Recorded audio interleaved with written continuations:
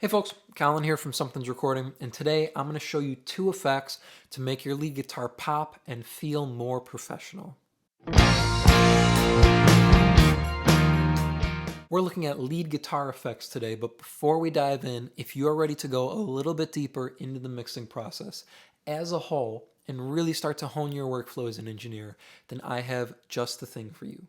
It is my 7-step mixing checklist, and it's just a simple PDF that will walk you through the entire mixing process step by step to help you get professional and radio ready mixes without any more of the hassle and without any more of the guesswork. It is a completely free guide, and you can download it below using the link in the video description. Now let's get started here looking at lead guitar effects. So I have the lead guitar pulled up here. It is mixed, it is EQ'd, there's no compression or anything on it. We just need to add a couple effects to take it to the finish line and help it feel special inside the mix here. Give it that extra kick and that extra pop. Let me play you where our lead guitar is sitting here at the moment. I'll play you the guitar solo, and then we're going to work on adding some effects to take it over the finish line here. So here's our lead guitar inside the mix at the moment.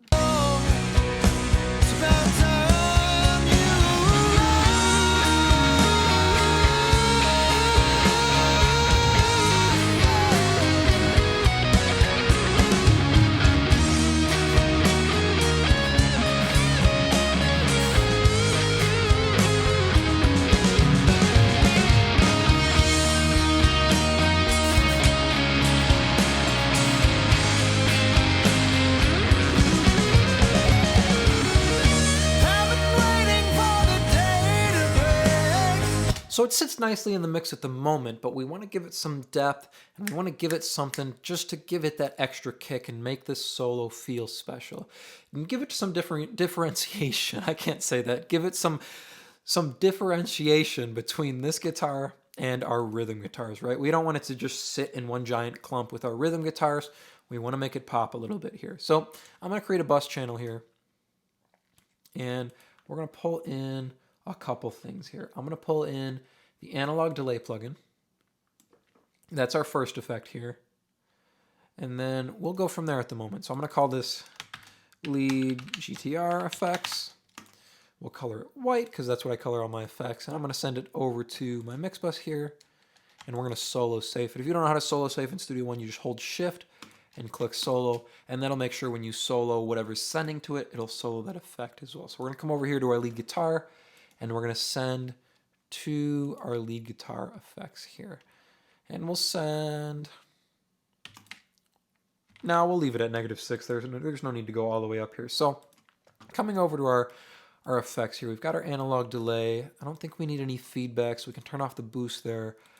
I want to do an 8th note here. I don't need the low cut. I don't need the high cut. Don't need any drive. We'll make sure all this stuff is kind of set at unity where it should. We don't need any width. Ping pong can go off.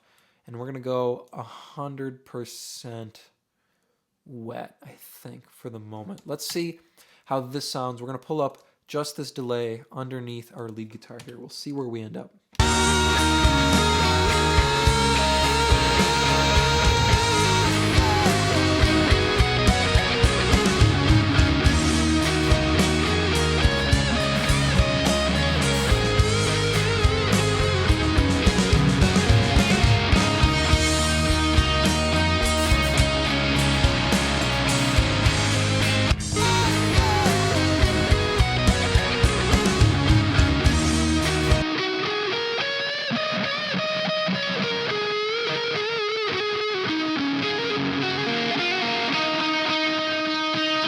Okay, that sounded cool. Now we have a little bit of tail there, a little bit of echo on our lead guitar. That sounded good.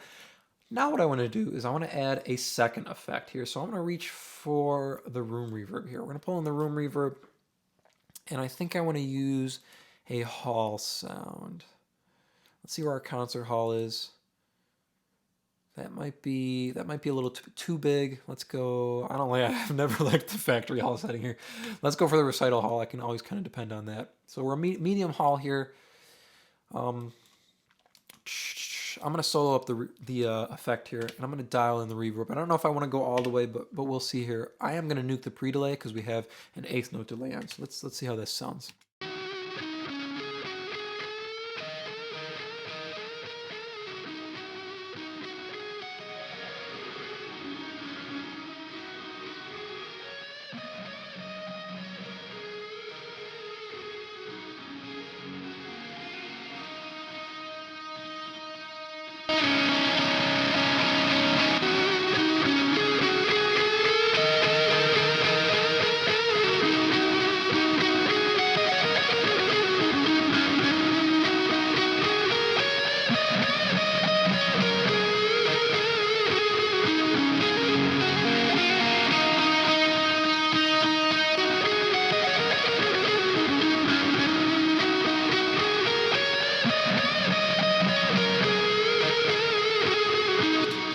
I'm digging how it sounds there at 61%. So we're going to pull this back now, and I'm going to tuck it up underneath the guitar, and we'll see where the level ends up if I need more of the reverb. But that's sounding good to me at the moment. But one thing I do want to do before we get too carried away here, I want to put an EQ after this reverb here.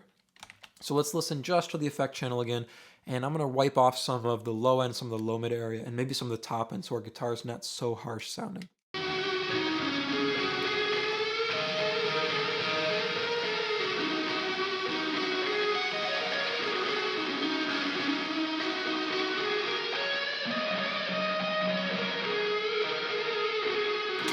That's it, just tightening up that sound a little bit. So I've pulled it up to 224 hertz there on the high pass filter. That's wiping off some of that excess low end that we don't need, and some of that can blow up in the reverb. So we don't want any of that.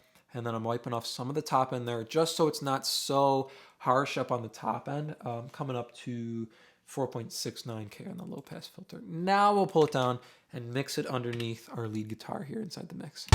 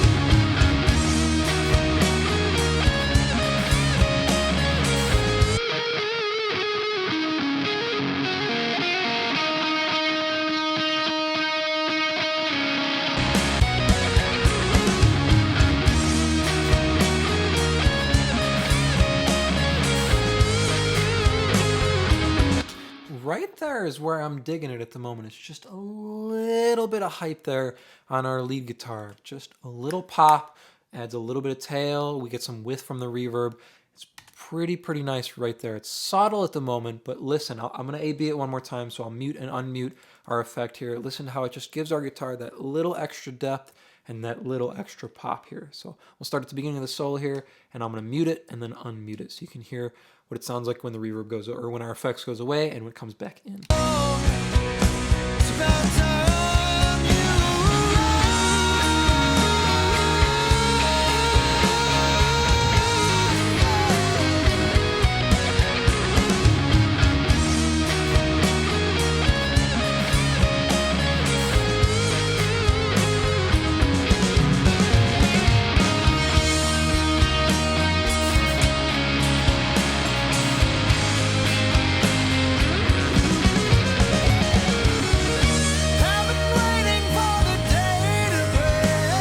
That's all it needed to take it across the finish line there with our lead guitar. So all we're doing here, created a bus channel. We're sending to that bus channel from our lead guitar. We've started with an 1/8 note delay, no feedback or anything. We're at 100% wet there, no high cut or low cut. We're doing it at the end there. From there, we're going into a hall reverb, and I've pulled it up to about 61% mix. So we're not going all the way wet with this one, just bringing it up enough that it gives it some width and some depth from our reverb, and then we're following it at the end with one EQ to roll off the excess low end and to tighten up the top end so it's not so harsh or so crispy sounding up on the top end. So those are our two effects there, one delay and one reverb, and we take our guitar across the finish line. I hope that was helpful for you. As I mentioned at the beginning of the video, if you are ready to take your mixes to the next level and really start dialing in your workflow as an engineer, then I have just the tool for you, and it is completely free. It is my 7-step mixing checklist, and you can download it below to start creating more professional mixes in less time. Thank you so much for watching, and I will see you in the next video.